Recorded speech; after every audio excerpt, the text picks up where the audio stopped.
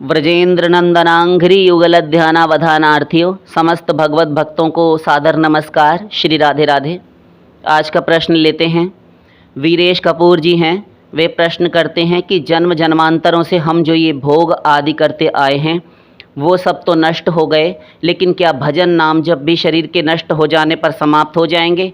वीरेश जी, आपकी चिंता, आपका प्रश्न ये व्यर्थ है, अथवा व्यर्थ नहीं तो कम से कम निराधार अवश्य है, निरर्थक है। कैसे, वो आप समझ लीजिए। संक्षेप में बोलेंगे, बहुत थोड़े शब्दों में। जन्म जन्मांतरों से तो भोग करते आए, किंतु वे सब तो नष्ट हो गए, लेकिन क्या भजन नाम जब शरीर से किए जाने पर ये भी नष्ट हो जाएंगे? तो आपको ये समझना चाहिए सर्वप्रथम, और आपके इस बचकाने बालवत प्रश्न से ऐसा प्रतीत होता है कि अब तक आपने गुरु नहीं धारण किए हैं, किंतु कोई बात नहीं, उत्तर लीजिए।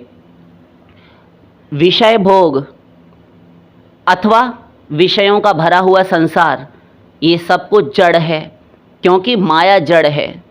माया का अपना कोई बल नहीं है। ध्यान से एक एक शब्द को सुनिए।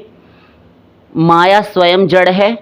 भगवान की शक्ति प्राप्त करके माया को शक्ति प्राप्त होती है, तब यह अपना वर्क करने में, कोई कार्य करने में समर्थ होती है। तो भगवान के एक किंचन मात्र बल को, लवलेश बल को प्राप्त करके यह अनंत कोटि विश्व ब्रह्मांडों का सृजन, उत्पत्ति, स्थिति और संहार करती है अकेले दम पर, ये माया। किंतु अपना बल नहीं है इस माया में। अब जब कोई जड़ वस्तु है तो जड़ वस्तु जड़ को ही जन्म देगी। तो माया से रचित पदार्थ जितने भी हुए वे भी जड़। अब उन पदार्थों को आपने विषय मानकर सेवन किया, माया के रचित पदार्थों को आपने भोगा, तो वे उनसे प्राप्त हुआ सुख भी अनित्य, अशाश्वत, हेय, निंदनीय, निकृष्ट, अधम दर्जे का, अश्लाघनीय होगा। वह भी त्याज्य होगा, उसमें दिव्य आनंद नहीं होगा। एक शब्द में कहें तो वह आनंद भी उस जड़ माया से उत्पन्न जड़ वस्तुओं, जड़ पदार्थों से प्राप्त आनंद भी जड़ कोटि का ही होता है। तो जो जड़ है वह नष्ट होगा ही होगा, क्योंकि माया रचित सारा ब्रह्मांड ब्रह्मलोक पर्यंत कल्प में, प्रलय काल में नष्ट होता है। उत्तर मिल गया। तो क्योंकि वे जड़ हैं इसलिए उनका नाश होना अवश्यंभावी है, तय है, फिक्स है। तो उसके लिए तो किया ही क्या जा सकता है। ठीक। किंतु आपका दूसरा प्रश्न समझते चलिए। क्या भजन भी हम इस मानव शरीर से करते हैं, नाम जप साधना इत्यादि करते हैं, तो वह भी नष्ट हो जाएंगे? बिल्कुल नहीं होंगे। क्यों? इसलिए क्योंकि अमृत स्वरूपाच नारद भक्ति सूत्र, भक्ति भजन ये जड़ नहीं है, ये साक्षात भगवान की शक्ति है, स्वरूपा शक्ति। माया जड़ शक्ति है भगवान की, अपरा प्रकृति है, बहिरंगा प्रकृति है, बहिरंगा माया, बहिरंगा शक्ति कहते हैं इसको। तो ये जो है ये चैतन्य सत्ता है। भजन नाम जप कीर्तन इत्यादि ये स्वरूप शक्ति का प्रकाश होता है। एक एक शब्द को ध्यान से सुनिए, हम डिटेल नहीं करेंगे, इतने में ही सार गर्भित बोल रहे हैं। भूमिरापो नलो वायु खम मनो बुद्धिरेव च अहंकार इतीयम में भिन्ना प्रकृतिरष्टधा अपरे मितस्त्वन्याम प्रकृतिम विद्धि में पराम जीव भूताम महाबाहो ययेदम धार्यते जगत। गीता ये कह रहा है, ये श्लोक कह रहे हैं दोनों, भगवान कह रहे हैं गीता में कि मेरी अष्टधा प्रकृति है अर्जुन, 8 प्रकार की प्रकृति, जिसमें परा प्रकृति और अपरा प्रकृति का वर्णन भगवान ने इन 2 श्लोकों में ही कर दिया। तो अभी हमने जो नाम लिया वे आप समझ गए। तो जो नाम जप भजन कीर्तन साधन भजन पूजन है, ईश्वर से संबंधित है, शरीर से संबंधित नहीं है। शरीर तो केवल उन साधनों को करने के लिए एक साधन मात्र है, क्योंकि तनु बिनु भजन वेद नहीं बरना। रामायण उत्तरकांड, बिना शरीर के भजन नहीं होता। इसलिए शरीर दिया गया इस 84 लाख भवफंद में पड़े हुए माया चक्र में पीड़ित होते हुए जीवात्मा को, कि ये ले, मैं अपनी कृपा करके तुझे मनुष्य शरीर दे रहा हूँ, इसमें तेरे कुछ पूर्व जन्मों के सुकृत भी मिश्रित हैं, उनके परिणाम स्वरूप तुझे मनुष्य शरीर दे रहा हूँ। अब जाकर सही सही मेरा भजन करना, अब धोखेबाजी मत करना, गर्भ में दिया गया अपना वचन भूल न जाना है प्राणी। नहीं भूलूंगा प्रभु। तो आया शरीर लेकर और फिर से आए थे हरि भजन को, ओटन लगे कपास। ये हाल हुआ। तो फिर मरा, क्योंकि जड़ प्रकृति का संयोग प्राप्त हुआ, जड़ माया ने बरगला लिया और यहीं आनंद मानने लगा, फिर मरे। इस प्रकार अनंत बार मर गए। तो हम परा प्रकृति में स्थित होते हैं जिस समय भजन कर रहे होते हैं, हम नाम जप कर रहे होते हैं, तो चैतन्य है भगवान का नाम। नाम नामकारी बहुधा निज सर्वशक्तिर तत्रार्पिता नियमित स्मरणे न काल। गौरांग महाप्रभु ने झुंझला कर कहा, जब नहीं समझे लोग तब उन्होंने गुस्से में कहा, मूर्खो, तुम्हारे मुख से नाम नहीं निकलता, तुम्हें ये लगता है कि नाम लौकिक है, जड़ पदार्थ है। गधो, अपनी अनंत शक्तियों के साथ बहुधा निज सर्वशक्ति तत्रार्पिता नियमित स्मरणे न काल। इसको स्मरण करने में, नाम जप भजन करने में कोई स्मरण काल देश नियम नहीं है, किंतु नियमित उसमें भगवान ने अपनी अनंत शक्तियां डाल दी और स्वयं भी शक्तियों के साथ शक्तिमान बैठे हैं। और उस नाम को जब तुम ऐसा समझ कर लोगे, तब तुम्हें एक बार राधे, एक बार कृष्ण, एक बार राम कहोगे तो कहा नहीं जाएगा, आनंद से कंठ अवरुद्ध हो जाएगा तुम्हारा, अश्रु छल छला पड़ेंगे। ये हमने डिटेल कर दिया श्लोक का। तो ये जड़ नहीं है, माया जड़ है। भक्ति भजन नाम जप ये जड़ प्रकृति के विकास नहीं है, ये अंतरंगा प्रकृति अथवा परा प्रकृति, उत्कृष्ट शक्ति भगवान की, उस शक्ति के प्रकाश हैं जिसे कहते हैं लादिनी शक्ति। लादिनी सार अंश तार प्रेम नाम। तो ये राधा रानी का भी सारभूत, जो लादिनी शक्ति का सारभूत तत्व है राधा रानी, तो राधा रानी का सारभूत तत्व प्रेम, उस प्रेम के वश में भगवान क्यों नहीं होंगे जब राधा रानी के ही वश में रहते हैं। तो प्रेम भक्ति नित्य चैतन्य है, इसलिए इनका अवलंबन लेने से, इन उपायों के अवलंबन के द्वारा जब हम भजन आदि करते हैं इस मनुष्य शरीर से, तो शरीर नष्ट हो गया, उसकी क्या बात है, आपको आपका लक्ष्य मिल गया, बात खत्म हो गई। तो आपको लक्ष्य क्या मिला, भगवत प्राप्ति हुई, प्लस भगवत धाम, कैवल्य, परम पद, निर्वाण, मोक्ष, आनंद प्राप्ति, परम धाम प्राप्ति आदि आदि, ये सब हो गया। तो जड़ आनंद छूट गया, चिन्मय आनंद मिल गया, दिव्य आनंद मिल गया। और क्या चाहिए आपको। तो ये नष्ट नहीं होते, ये व्यर्थ के प्रश्न हैं। भजन कीजिए, सब चैतन्य चैतन्य मिल जाएगा। दूसरा प्रश्न लेते हैं, इन्फिनिटिव शॉर्ट्स हैं, वे पूछते हैं संन्यास लेने की प्रक्रिया क्या है, संन्यास कैसे ले सकते हैं। तो देखिए, संन्यास लेने की प्रक्रिया कई प्रकार की होती हैं, अलग अलग संप्रदाय हैं।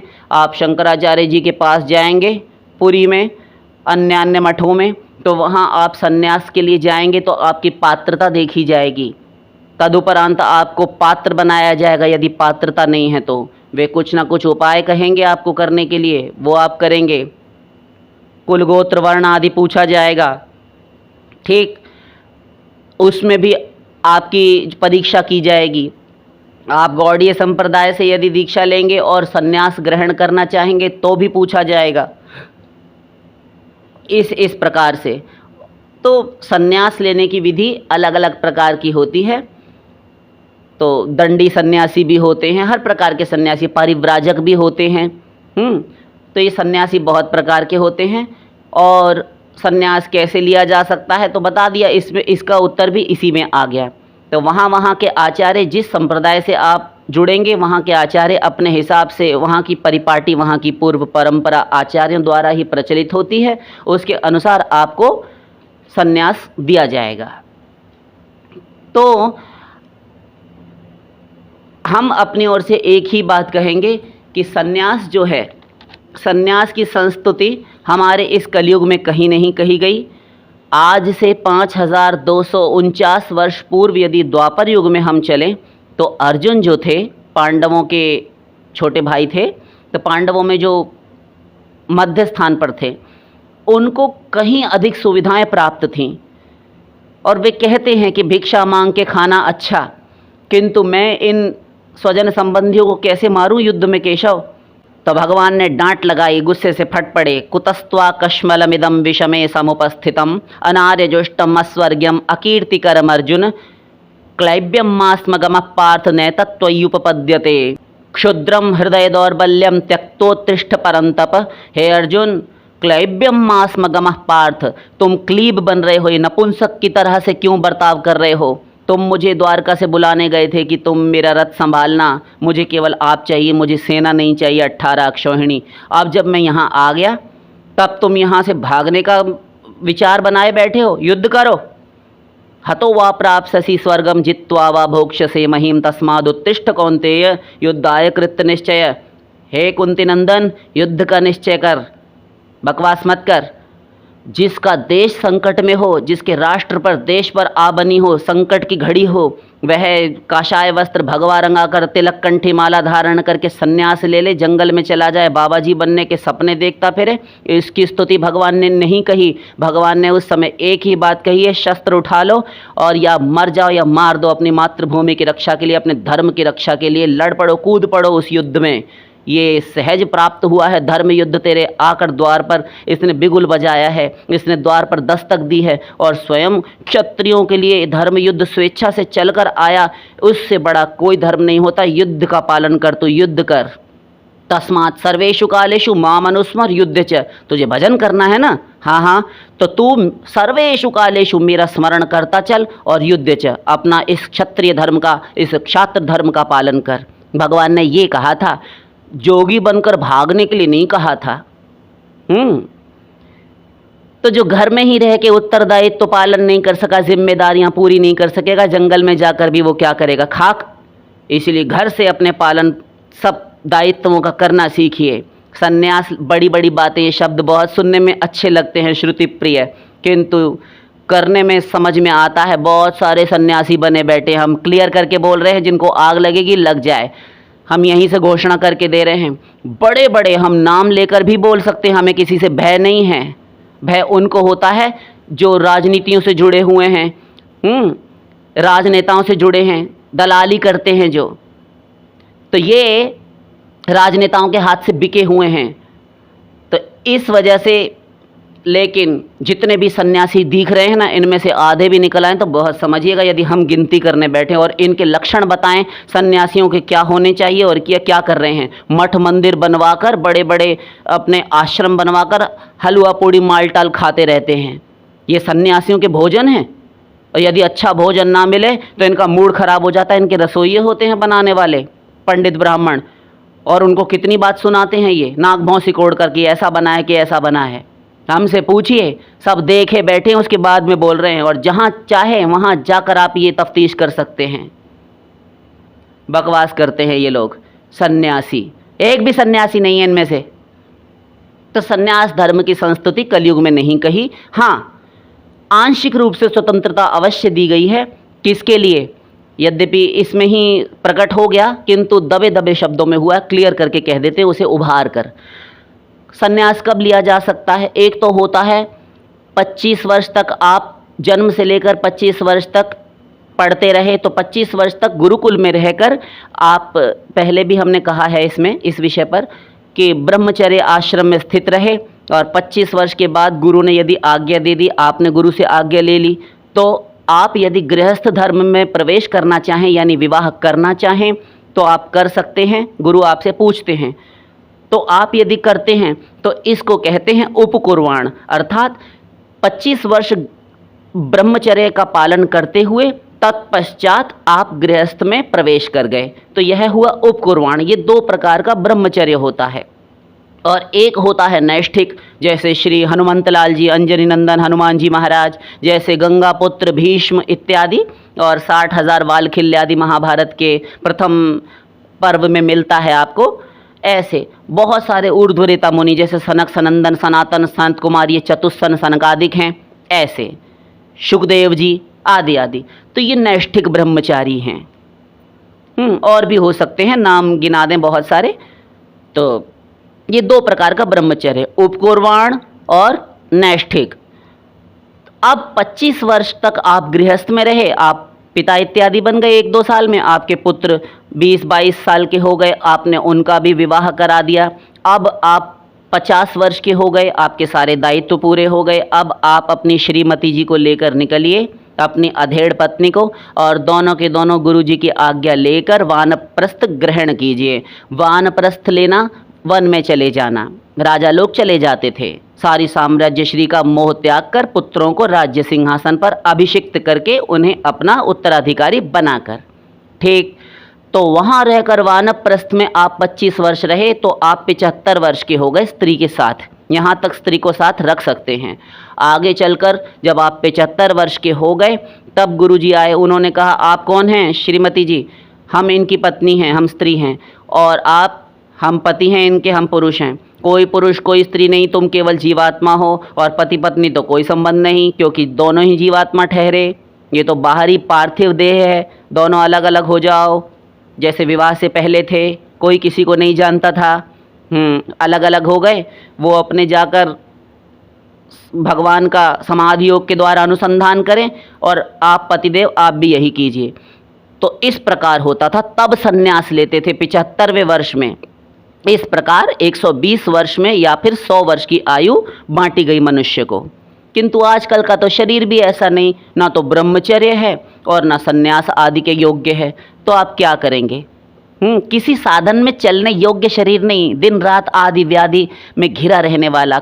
कभी पेट दर्द है, कभी पैर दर्द है, कभी सर दर्द है, कभी खोपड़ा दर्द है, कभी अंदर परेशानी, कभी बाहर परेशानी, सब जगह परेशानी ही परेशानी। हाय ये परेशानी है ना, तो बस यही है। तो इसीलिए ये बस जिस किसी भी तरह चल रही है, और आप ऐसे में अथवा कोई भी सज्जन संन्यास आश्रम में प्रवेश का स्वप्न देखा करें तो हमें तो ये घोर मूर्खतापूर्ण विचार लगता है। ये नहीं करना कभी भी भूल से। हाँ, तो आप अपना बोलिए ना, क्या बोले? हमने आपसे पूछा था लिया जा सकता है कि नहीं। अरे बता तो दिया कि एक तो परिपाटी ये है कि 25-25 वर्ष समस्त आश्रमों का पालन करते हुए। हाँ, तो अभी एक बचा, वो तो बताते जाइए। तो सुनिए, एक डायरेक्ट संन्यास ले सकता है। हैं? बताइए बताइए, वो कैसे? वो ऐसे कि जब किसी को, ध्यान से सुनिए, जब किसी को प्रबल वैराग्य हो संसार से, जैसे ध्रुव आदि को हुआ, प्रहलाद जी को हुआ, अन्य अन्य भगवत भक्तों को हुआ, नारद जी को हुआ बचपन में, ऐसा जब किसी को उत्कट भगवत प्राप्ति की जिज्ञासा, उत्कंठा हो, भगवत प्राप्ति के लिए परम व्याकुलता हो, सांसारिक विषय सुनने की बात तो क्या, देखने में भी अच्छा ना लगे, और भोगने की तो छोड़ ही दीजिए। केवल प्रभु को ही प्राप्त करना है, परमात्मा के अनुसंधान में ही अपने इस शरीर को झोंक देना है, मुझे प्राप्त करके ही मानूंगा। जब ऐसा हो जाए तब वह किसी भी आयु में कभी भी संन्यास ले सकता है। ऐसा भी हुआ है इतिहास पुराणों में, और होता है, होता रहेगा। क्योंकि किस जीव के कौन सी जन्म की साधना के फलस्वरूप ऐसे संस्कारों का उदय होता है, ये आप नहीं जानते, वह जीव ही जानता है, और उसके प्रभु जानते हैं। कब वह जन्म लिया जननी जठर से, गर्भ से जन्म लेकर आया, और सहज ही विरक्त है। जहाँ बच्चों के खेलने कूदने खाने की उम्र होती है, मौज करने की उम्र होती है, पढ़ने लिखने की उम्र होती है, बड़ी बड़ी बच्चे डिग्रियाँ लेकर आते हैं, बड़े बड़े पदक जीतते हैं, मेडल्स जीतते हैं, बहुत कुछ उपलब्धियाँ उन्हें मिलती हैं, किंतु उसको सहज वैराग्य होता है। उसका इन सब, उसको पता है कि ये तुम कितना भी कर लो बच्चों, ये सब तुमसे अच्छे अच्छे करके मर चुके। अकबर बादशाह हुआ, जिसका धन जो था, उसके धन की चाबियां ही कई, आज के हिसाब से कहें तो ट्रकों में, बड़े बड़े गाड़ियों में, और उसके हिसाब से उस ज़माने के 500 साल पहले के हिसाब से कई बैलगाड़ियों, छकड़ों में, और बहुत सारे हाथियों के ऊपर रखकर उसका जो है धन की चाबियां जाया करती थीं। ऐसा अकबर बादशाह अपने पुत्र से दिन रात परेशान रहता था, समझाता रहता था, किंतु वह पुत्र सदा उसके खिलाफ रहता था। एक तो ये परेशानी, उसके 2 मंत्री भी थे, उनसे भी, उनकी मृत्यु ने भी अकबर को झकझोड़ कर तोड़ कर रख दिया। चौथी समस्या थी अपने शरीर की। वो क्या, अकबर बीमार रहता था अक्सर, क्योंकि एक तो जीभ का बहुत चटोरा था, ज़ुबान का, जीभ का बहुत चटोरा था। दिन रात उसको खाने को चाहिए अच्छा, और उसको पेचिस की प्रॉब्लम थी अकबर को। पेचिस ये जो होता है डिसेंट्री, कुछ खाए तो जल्दी से पेट खराब हो जाए, इस प्रकार की समस्या से ग्रस्त था, तो शरीर कमज़ोर होता गया। दूसरा, वह पुत्र हर समय परेशान करता था, यहाँ तक कि जंग तक छिड़ दी थी, बहुत सारी फौज उसने लेकर पिता के खिलाफ ही विद्रोह कर दिया था। ये इतिहास में मिलता है और सच्ची बातें हैं। तो चारों ओर से टेंशन में पड़ गया, इतना बड़ा धनाढ़ है। यद्यपि जन्म उसका यहीं हुआ था, भारत में ही, तो अच्छे अच्छे होकर मर गए। और आप आज सोशल मीडिया पे भी देखते हैं, ऐसे ऐसे प्लेटफॉर्म्स हैं कि वहाँ तक जाने की उनको देख देख कर आप सोचते हैं कि ऐसा हम कर पाते, ऐसा परफॉर्म हम कर पाते, ऐसे प्रतिभाशाली हम होते। तो किंतु कितने होंगे। बहुरत्ना वसुंधरा, इस पृथ्वी पर बहुत टैलेंट है ये हमारे भारत की भूमि पर। तो किस किस को देखकर आप कब तक ये होड़ा होड़ी करते रहेंगे। सीधा सीधा एक परमेश्वर की प्राप्ति से सब कुछ प्राप्त हो जाता है, उसको जान लेने पर सब कुछ जाना हुआ हो जाता है। तो जब ये वैराग्य, इतना ज्ञान किसी में आ गया, तभी वह उठाकर छोड़ पाता है, वरना वह तो लुभावने भ्रमर की तरह ही मंडराता रहता है पुष्प पर कि अब मिल जाए, अब मिल जाए सुख, अब मिल जाए सुख, यही सोचता रहता है।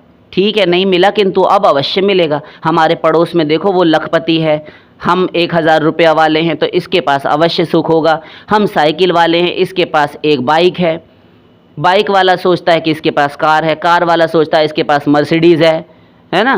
तो यही सब सोचते रहते हैं, किंतु उनसे पूछो तो उनको भी यही समस्या है। जब ये किसी को दृढ़ता से ज्ञान बैठ जाए, ये कॉमन सा ज्ञान, ये छोटा सा ज्ञान तो सबको होता है कि मरकर कोई भी अपने साथ नहीं ले जाता, सब यहीं रह जाना है, सब मोह माया है, ये तो गधा भी बोल देता है आज का, गधा भी। किंतु दृढ़ता से हम बोल रहे हैं, ये ज्ञान किसी को हो, तब जिस भी आयु में, चाहे 5 ही वर्ष का क्यों ना हो, प्रहलाद जी की तरह, उसको कोई आसक्ति नहीं है। तब यदि भगवान नरसिंह भी साक्षात प्रकट होकर कहें, प्रहलाद वरम वृणेष्वाभिमतम, वरदान मांगो। प्रभु क्या मांगो, कुछ भी मांगो, सब हमसे मांगते हैं जब भी हम दर्शन देते हैं देवताओं को, मनुष्यों को। हमारा दर्शन अमोघ है, विफल नहीं जाता, हम कुछ न कुछ अवश्य देंगे, ऐसे नहीं। तो प्रभु क्या मांगो, जो भी तुम मांगना चाहो। प्रभु मेरे में कोई मांगने का संकल्प आपने कभी देखा जो मेरी भक्ति में कलंक होगा, तभी तो आप ऐसा कह रहे हैं। नहीं नहीं पुत्र, मैं बहुत प्रसन्न हूँ, तुम्हारे कारण तो अवतार लेकर आया हूँ वैकुंठ छोड़कर। तो क्या मांगे, अरे कुछ भी मांग ले, बकबक करता है। तो प्रहलाद जी ने ऐसा मांगा कि नरसिंह भगवान की बोलती बंद कर दी, जिनके भयंकर रौद्र विकराल रूप को देखकर भगवान शंकर, यमराज, इंद्र, चंद्र, वरुण, काल, कुबेर, ये समस्त देवता और स्वयं उनकी अर्धांगिनी, उनकी पराशक्ति लक्ष्मी जी भी भयभीत थी। कोई पास जाने का साहस नहीं जुटा पाया, पढ़ लीजिएगा भागवत में। तो प्रहलाद जी ने उन भगवान नरसिंह का मुंह बंद कर दिया। अरे बताइए तो क्या मांगा, यस्य आशीष आशास्ते न सभृत्य सवैवणिक, जिसके हृदय में मांगने की कामना उत्पन्न हो गई अपने स्वामी से जिसको कुछ आशा है, ये आशा कामना तमन्ना लेकर, कोई आरजू लेकर यदि पूजा भजन उपासना करता है, भक्ति करता है, तो न सा भृत्य, वो भृत्य, वह सेवक नहीं है अपने प्रभु का। फिर क्या है वह, प्रहलाद जी? सवैवणिक, वह बनिया है, वह बिजनेसमैन है, व्यापार करने वाला, कि हमने इतना भजन किया, इतनी मालाएं की तुम्हारी, इतना नाम जप किया, उसके बदले में तुम हमको अमुक अमुक चीज़ दे दो। तो उस गधे ने यही नहीं जाना कि मैं जो मांग रहा हूँ वह भगवान से श्रेष्ठ है अथवा उससे भगवान श्रेष्ठ हैं, तभी तो मांगेगा ना। हाँ, तो इन चीज़ों से भगवान के आनंद को तोलता है। अभी चुप नहीं हुए प्रहलाद जी। कामानाम हृदय संरोहम भवतस्तु वृणे वरम। प्रभु अब मैं मांग रहा हूँ, आप ध्यान से सुनिए। हाँ सुन रहा हूँ, बोल। आप कहते हैं कि कुछ मांगो, तो मैं ये मांगता हूँ कि आज के बाद कभी भी मेरे हृदय की इस भूमि पर कामना का, अर्थात मांगने की कामना का अंकुर भी न जन्म ले। एक शब्द में, हम आपसे कभी कुछ ना मांगें, ये दीजिए। नरसिंह भगवान चुप होकर बैठ गए और गोद में बैठा लिया। तुम बहुत चतुर हो। क्यों नहीं? क्योंकि हमारे देवर्षि नारद तुम्हारे गुरु हैं ना। सही सही। तो भगवान से कुछ नहीं मांगना चाहिए। ऐसा यदि परम निष्काम हो, तब वह किसी भी अवस्था, किसी भी आयु में संन्यास ले सकता है। शेष फिर